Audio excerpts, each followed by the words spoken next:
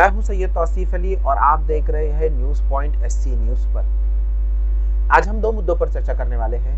पहला मुद्दा, PM cares क्या वाकई एक बहुत बड़ा घोटाला है, इसकी हकीकत और इसकी सच्चाई, और पीएमएनआरएफ के साथ हम इसे कंपेयर करेंगे। दूसरा मेरा मुद्दा है डिजास्टर मैनेजमेंट एक्ट 2005। और तीसरे मुद्दे पर यानी आखिर में, इस वीडियो के आखिर में, मैं कुछ सवालात सरकार से पूछना चाहूंगा, आपके सामने रखना चाहूंगा। क्या ये कर्तव्य नहीं है हमारा कि हम सरकार से सवाल पूछें? जैसा कि आप और मैं जानते हैं कि देश कोरोना महामारी से लड़ रहा है और देश लॉकडाउन की स्थिति में है। लॉकडाउन का तीसरा चरण, लॉकडाउन 3, वो भी अनकरीब खत्म होने वाला है।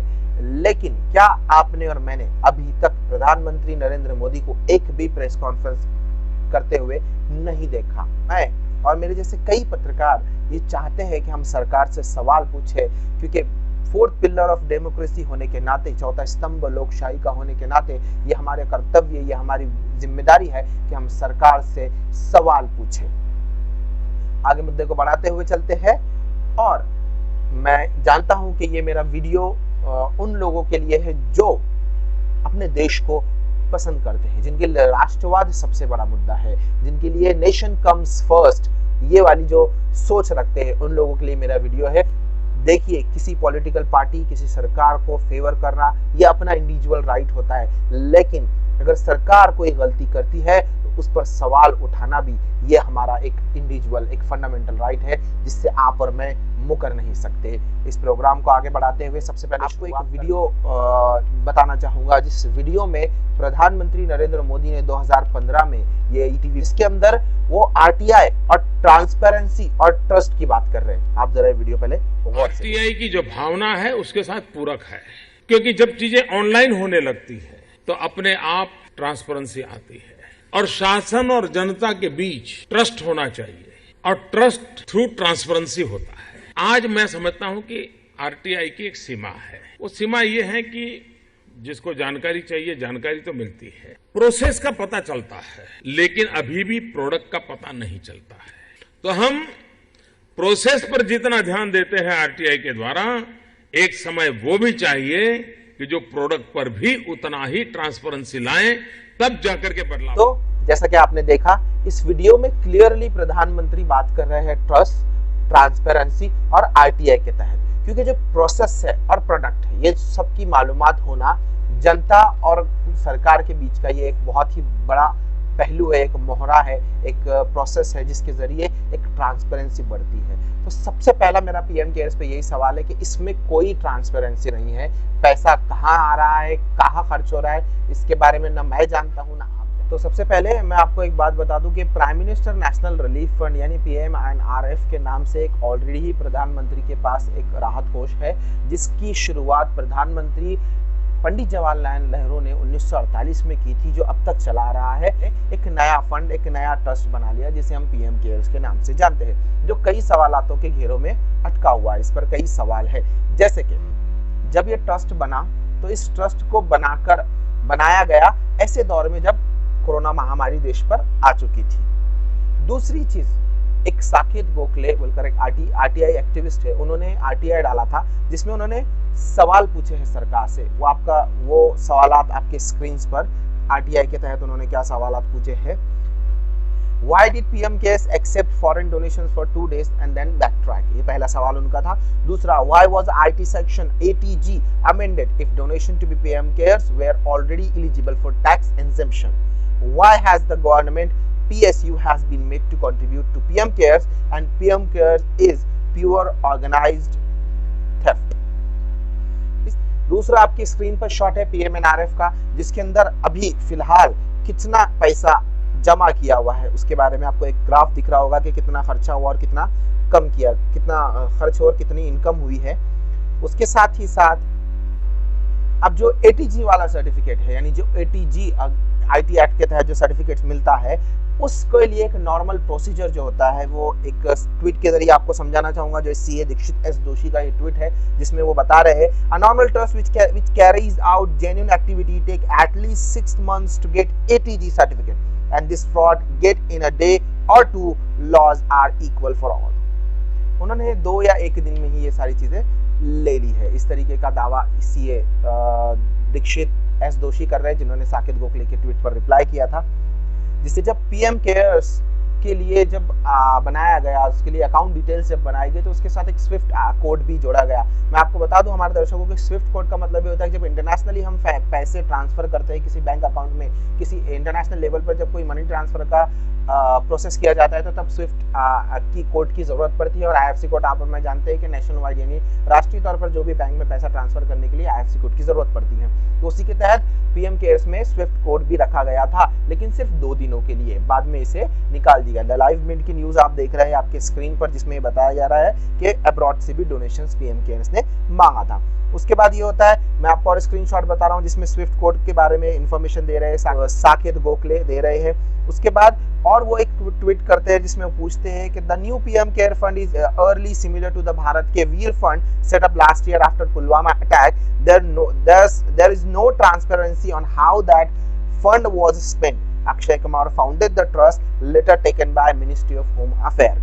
It claims prominent people decide how it is spent. तो सवाल यही कि पैसा खर्चा कैसा हो रहा है। आपकी स्क्रीन पर है आरटीआई की जो एप्लीकेशन है जो साकेत गोखले ने 29 मार्च को दी, उसके अंदर। इसके बाद आपके उसके साथ ही साथ आपको अकाउंट डिटेल्स दिख रही है, जहां पर अभी कोई भी स्विफ्ट कोड नहीं है, ओनली एक क्यूआर कोड स्कैन किया हुआ है और भीम यूपीआई आईडी दी हुई है। आपके स्क्रीन पर ये एक न्यूज है जो 4 अप्रैल को पब्लिश की गई थी, द प्रिंट की न्यूज है, जिसमें बताया जा रहा है कि PM Cares get ₹6,500 crore donation in a week, 3 times more than what PMNRF got in 2 years. तो this is the striking news, और ये 4 अप्रैल की न्यूज है, जिसे हमें सोचना पड़ेगा कि अब तक प्राइम मिनिस्टर पीएम केयर्स में कितना पैसा जमा हुआ है।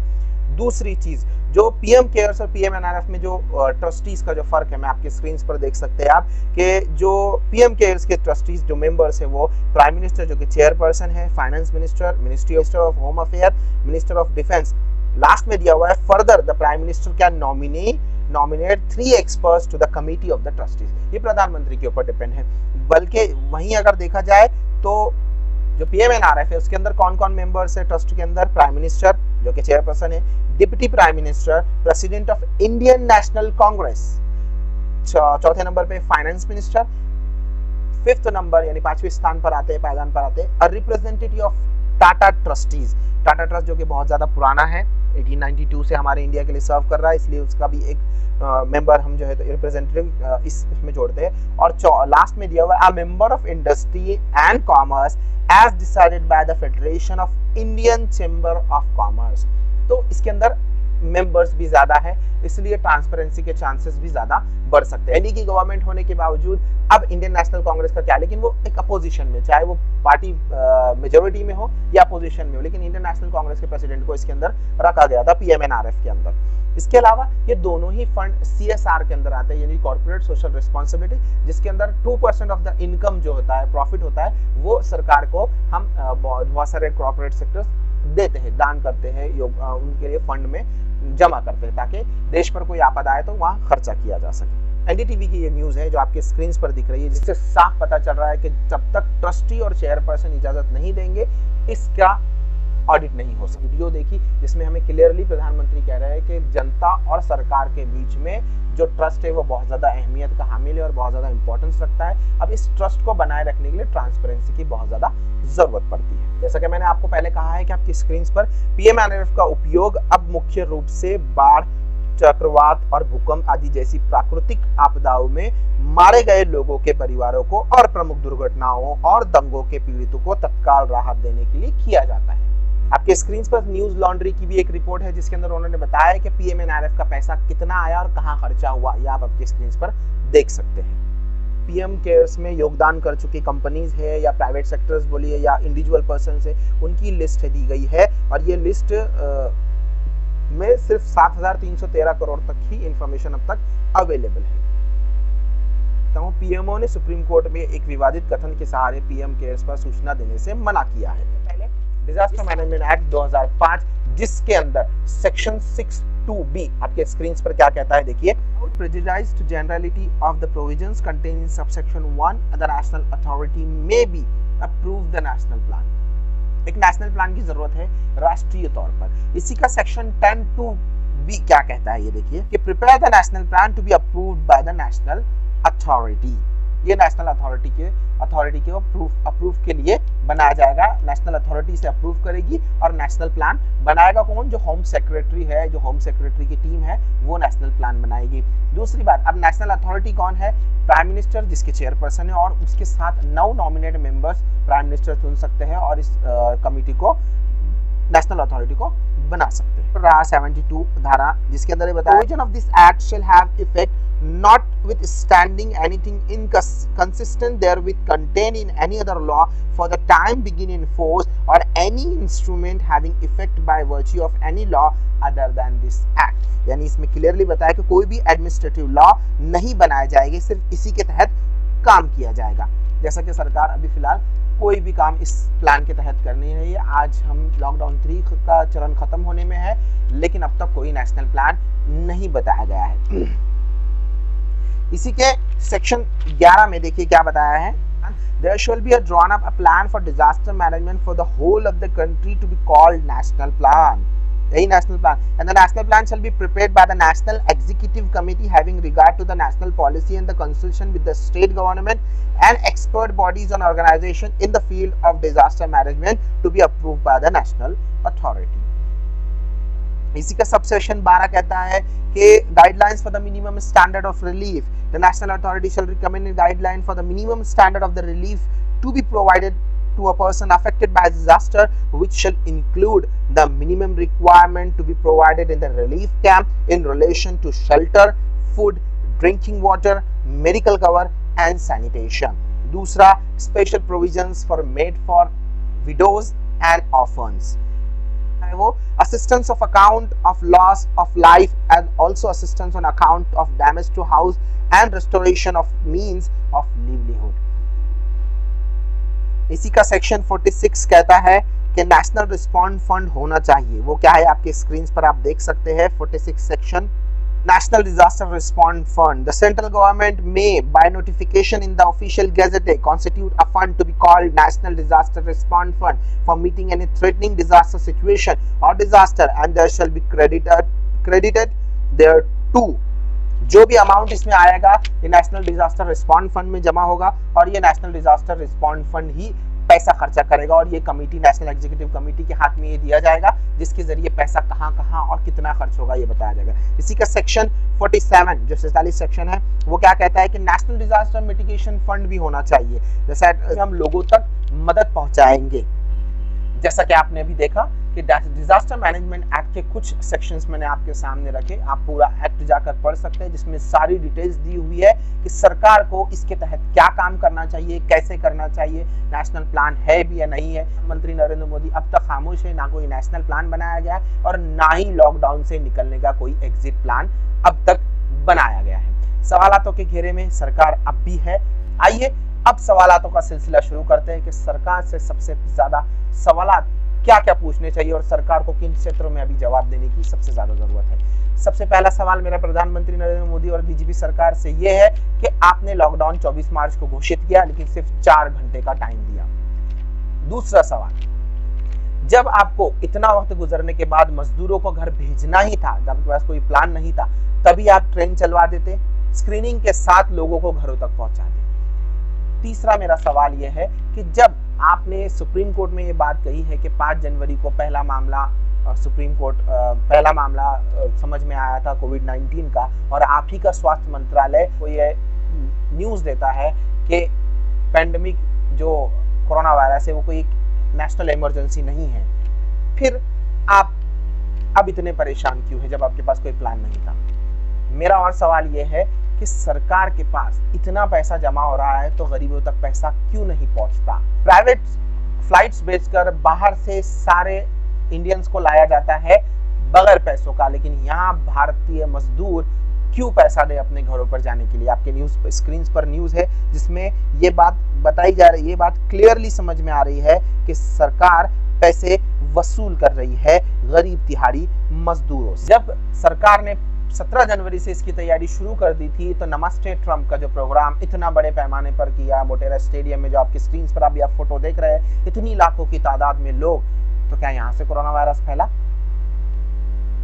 प्रधानमंत्री के लिए 2 जेट खरीदे जा सकते हैं, वो भी 8,458 करोड़ में, लेकिन गरीबों के लिए हमारी सरकार के पास पैसा नहीं है। उसके बाद राजभवन के सौंदर्यीकरण के लिए आपके स्क्रीन पर न्यूज है, जिसमें आप देख सकते हैं कि सेंट्रल विस्टा प्रोग्राम जो कि अप्रूव किया गया है गवर्नमेंट ऑफ इंडिया के जरिए, जिसमें 20,000 करोड़ रुपए खर्चा किए जाने वाले, उस वक्त जब देश महामारी चल रहा है, तो क्या इसकी सख्त वाकई हमें जरूरत है? बुलेट ट्रेन का प्रोजेक्ट अभी भी स्थगित नहीं किया गया, उसकी जरूरत अभी फिलहाल देश को। मेरा ये सवाल है, एनपीआर और सेंसस के लिए इतना पैसा ऑलरेडी सैंक्शन किया जा चुका है, सेंसस के लिए 8,000 करोड़ और एनपीआर के लिए 3,941.35 करोड़ अब सैंक्शन किए जा चुके हैं, लेकिन सरकार फिर भी पैसे के लिए मजबूर नहीं है। राज्य सरकारों के पास पैसा नहीं है। कल मुख्यमंत्रियों के साथ प्रधानमंत्री की वीडियो कॉन्फ्रेंसिंग के जरिए मीटिंग हुई, जिसके अंदर सभी मुख्यमंत्रियों ने आर्थिक सहायता की, केंद्र से मदद की गुहार लगाई है। पता नहीं केंद्र सरकार इन राज्य सरकारों को कब तक पैसा देगी। सिर्फ लॉकडाउन बढ़ाने से ही हम कोरोना वायरस से नहीं लड़ सकते, आर्थिक गतिविधियों को भी बढ़ाना जरूरी है। जैसा कि अरविंद केजरीवाल ने अपनी प्रेस कॉन्फ्रेंस में कहा था कि कोरोना वायरस के साथ अब हमें जीने की आदत बनानी होगी, क्योंकि भी दर्शकों से ये अपील करता हूं कि इस कार्यक्रम को ज्यादा से ज्यादा लोगों तक पहुंचाए, इसे लाइक करें, इसे शेयर करें और हमारे इस एससी न्यूज चैनल को न सिर्फ सब्सक्राइब करें, बेल आइकन भी जरूर दबाएं, ताकि जैसे ही मैं कोई अगली वीडियो करूं सीधा आपके मोबाइल स्क्रीन पर पहुंच जाए। तब तक के लिए सैयद तौसीफ अली को दीजिए इजाजत।